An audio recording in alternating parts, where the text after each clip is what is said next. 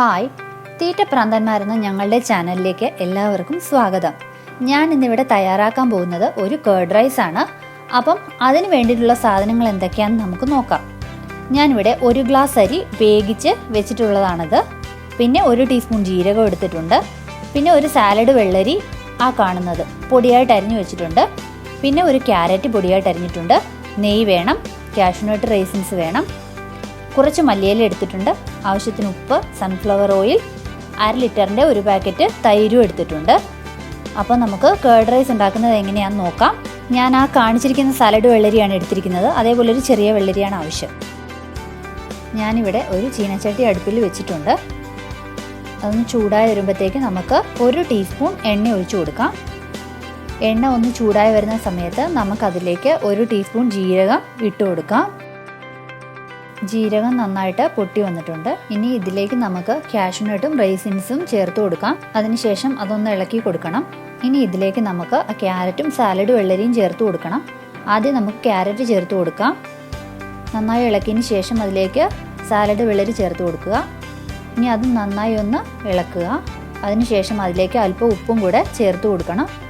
അതിനുശേഷം ഒരു 10 മിനിറ്റ് ചെറുതീയിൽ വെച്ചിട്ട് ഇതൊന്ന് നമുക്ക് വഴറ്റിയെടുക്കാം. ഞാനിവിടെ ഈ ഒരു ഗ്ലാസ്സിനാണ് 1 ഗ്ലാസ് അരി ഇവിടെ എടുത്തിരിക്കുന്നത്. അതുപോലെ തന്നെ 1/2 ലിറ്ററിൻ്റെ തൈര് ഞാൻ പൊട്ടിച്ചൊരു പാത്രത്തിലേക്ക് ആക്കി വെച്ചിട്ടുണ്ട്. അപ്പോൾ നമുക്ക് മുഴുവൻ ഇത് ആവശ്യമായിട്ട് വരില്ല. ഒരു 1/4 ഭാഗത്തോളം റൈസ് നമുക്ക് വേണ്ടി വരും. ഇതിന് വേണ്ടിയിട്ട് നമുക്ക് നോക്കാം. നമ്മുടെ സാലഡ് വെള്ളരിയും ക്യാരറ്റും ഒക്കെ നന്നായിട്ട് വഴണ്ട് വന്നിട്ടുണ്ട്.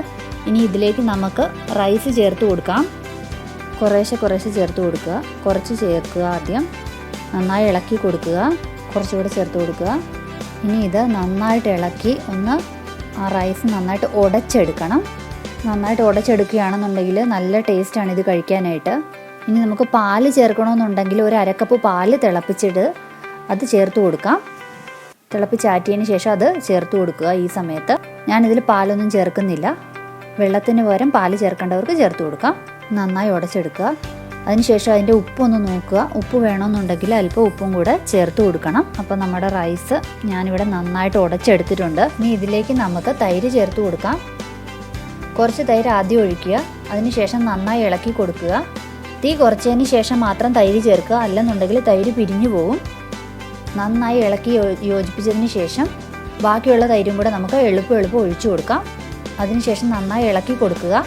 ഞാൻ ഇതിലേക്ക് ഒരു 2 ടേബിൾ സ്പൂൺ വെള്ളവും കൂടി എടുത്തിട്ടുണ്ട്. ആ തൈരെടുത്ത പാത്രം ജസ്റ്റ് കഴുകി ഒന്ന് അതിലേക്ക് ഒഴിച്ചിട്ടുണ്ട്. നന്നായി ഇളക്കി കൊടുക്കുക. എടുത്തിരുന്ന 1/2 ലിറ്റർ തൈരും ഞാൻ ഇതിലേക്ക് ഒഴിച്ചു കൊടുത്തിട്ടുണ്ട്. നന്നായി ഇളക്കി യോജിപ്പിച്ച് സ്റ്റൗ ഓഫ് ചെയ്യുക. ഇനി ഇതിലേക്ക് നമുക്ക് 1 ടേബിൾ സ്പൂൺ നെയ്യ് ഒഴിച്ചു കൊടുക്കാം. നെയ്യ് ഒഴിച്ചതിന് ശേഷം ഇത് നന്നായി ഒന്ന് ഇളക്കി കൊടുക്കണം. നെയ്യ് ചേർക്കുന്നത് കൊണ്ട് ഈ കേർഡ് റൈസിന് ഒരു പ്രത്യേക ടേസ്റ്റാണ്. ഇനി ഇതിലേക്ക് എടുത്തു വെച്ചിരിക്കുന്ന മല്ലിയിലയും കൂടെ ഒന്ന് തൂക്കി കൊടുക്കാം. നമുക്ക് നന്നായി ഇളക്കി യോജിപ്പിക്കുക. ഇത് വളരെ ടേസ്റ്റി ആയിട്ടുള്ളൊരു കേർഡ് റൈസ് ആണ്. എല്ലാവരും ട്രൈ ചെയ്ത് നോക്കണം. അതുപോലെ തന്നെ ഇത് ഉണ്ടാക്കാനും വളരെ എളുപ്പമാണ്. നമ്മുടെ കേർഡ് റൈസ് ഇവിടെ റെഡി ആയിട്ടുണ്ട്. എല്ലാവരും ട്രൈ ചെയ്ത് നോക്കണം. നല്ല ടേസ്റ്റാണ്. അതോടൊപ്പം ഞങ്ങളുടെ ചാനൽ ലൈക്ക് ചെയ്യുക, ഷെയർ ചെയ്യുക, സബ്സ്ക്രൈബ് ചെയ്യുക. താങ്ക്